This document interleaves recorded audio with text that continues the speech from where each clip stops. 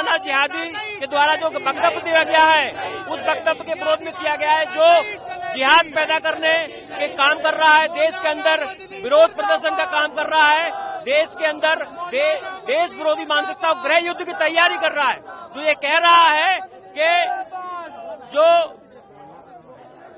वो कह रहा है कि देश के अंदर की मुस्लिम युवाओं को भड़काया जा रहा है, उनको जिहाद की ओर धकेला जा रहा है। यहाँ तक कहा गया है कि जब तक जुल्म होगा तब तक जिहाद होगा। देश के अंदर किस पर जुल्म हो रहा है?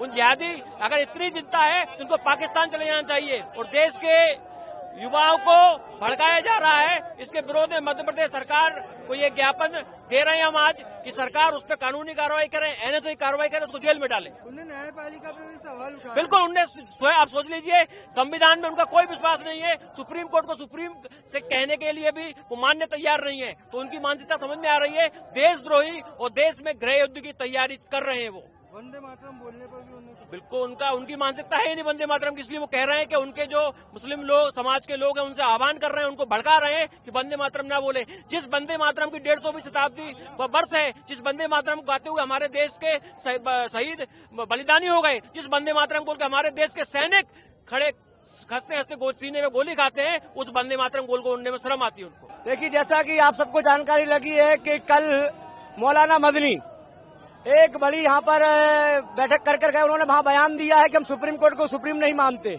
हम जिहाद मरते दम तक करेंगे, हम एसआईआर का विरोध करते हैं, हम वंदे मातरम नहीं बोलेंगे। और कहा कि बुज़दिल कौम वंदे मातरम बोलती है।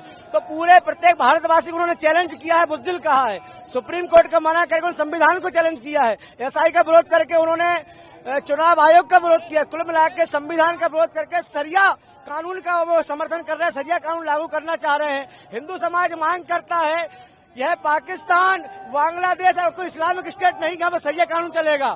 तो उनसे आग्रह है, प्रशासन से मांग करते हैं ऐसे मौलानाओं पर कार्रवाई की जाए और इन पे एफआईआर करके अंदर डाला जाए।